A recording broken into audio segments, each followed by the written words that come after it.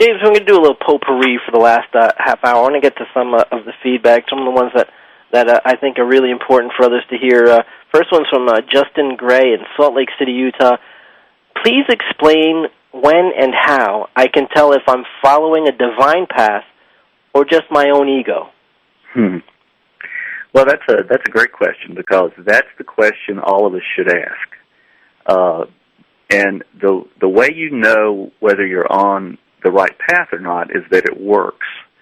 And I mean that. If you're in the flow, then it does flow. If it's a little off, it won't flow. I think the first step always with that is to really try to meditate, prayer in reverent moments. Really meditate on what do I need to be doing? Where's my greatest success and contribution come from? And if it's always toward filling a need, telling a truth that needs to be told out there from your point of view, if it's always other-oriented, and if there's no manipulation involved, one of the things that kills our spiritual path, immediately, is when we do anything to manipulate another person into giving us money, giving us a claim, giving us something that they're not already giving us in terms of our projects and our truth to tell. That's all ego. That's all the part of us that needs recognition. And that will turn us off path. And it's difficult. But once you keep on a firm financial basis, first of all, don't go out on a limb financially. Start telling your truth at a small level. And, all the scriptures say, if you're responsible over little, you will be given much. And that's all you have to do. You have to just stay true to treating people in the correct way, uplifting people, no manipulation at all, telling the truth as you go through with your project and with whatever you are doing. And if you do that, then you'll find that you'll get intuitive thoughts and directions about what to do. And if you follow those, some great synchronicity will affirm that you're on the right path. You'll have an opportunity to go further along in your life's dream. But it has to be, to some degree, a way of helping the world, not just to make money. There are a lot of, you can make money for a while just doing it out of personal gain. But I think in this new spiritual world that we're talking about that's emerging, it's either serve or suffer, as the astrologers sometimes say. You have to be doing something that uplifts humankind in some way before you're going to find success in the long term. And I think in saying that, and hearing you say that, and seeing that, I have contact with so many people, James, across the world, and I keep hearing that as a recurring theme. Do you think just our evolution itself is leading us to that reality, as far as we're all in this together? Absolutely, and I think that, and this is all 12th insight. The new insight that I'm describing now and writing about for a book next year. But the 12th insight is emerging out there, and there's something about it, the energy of it, that's accelerating a lot of stuff, but it's essentially and especially accelerating karma.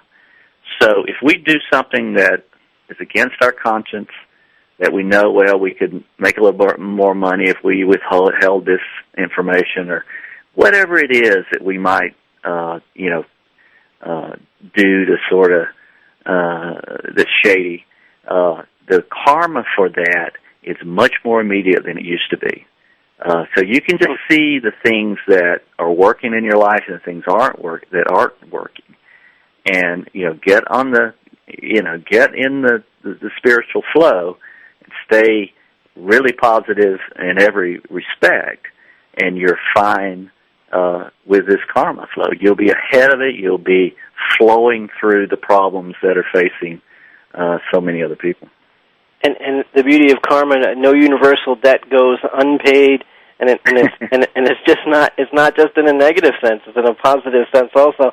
So, Justin, I hope that answers your question. Also, Justin, I want to throw in friend of the show, Joan Borisenko, writes an awesome book about it called. I want to say it's called Your Soul's Compass. But you can Google Joan Borisenko. She has a great book on your soul's compass and deciphering between your divine path and your ego. James, I want to go to another feedback. This from Doris Liebner in Maryland. Our economy is crumbling more every day. Our country is torn and divided by war and political views, and our safety and security, both financially and physically, is in question. How can I sort this in my mind so I can focus on my spirit? Well, I think that it's important to keep in mind that, those are the headlines. There's no doubt about it. But at the same time that's happening, more and more people are coming to a more optimistic, loving, spiritually centered life. So, there are challenges out there, but it's all in, as they say in economics, it's the correction, which means we're all going to have to move toward, doing things in the best interest of everyone and doing it more efficiently. That's the great calling of our time. We've got to end the polar struggles between left and right in politics and between the extremes in religions. We got to have to heal these polarizations, and that begins with creating a better situation individually toward the people that we cross our paths with every day. As far as that goes, you're absolutely right. Especially now here in the States, James, where they're kind of figuring out who's going to be running for president, and the Republicans, they've got it pretty much figured out, and the Democrats are still kind of trying to figure out between Hillary Clinton and Barack Obama.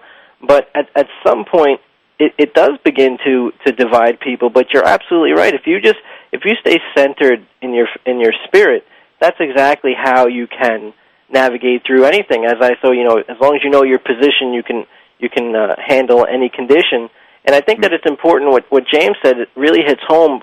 He didn't really say it like this, but I think if you forget about being a Republican, forget about being a Democrat for a second, and just remember your own humanity, and remember, for those of you here in the States, remember about being an American and what's best for you, what's best for us, what's best for everybody, and just kind of putting away those views. And same with the religious things. So there's so much more that people have in common, and you fight about the 1% you don't agree on, and you completely ignore the 99% you do agree on. Don't you think, James?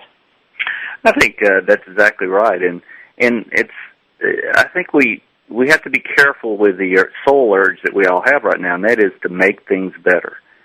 All of us, we feel a great inspiration to go out and make things better, and we want to be very careful that we're not in the business of condemning groups of people or political groups of people, carte blanche, where we say everybody who works for a corporation is a Nazi.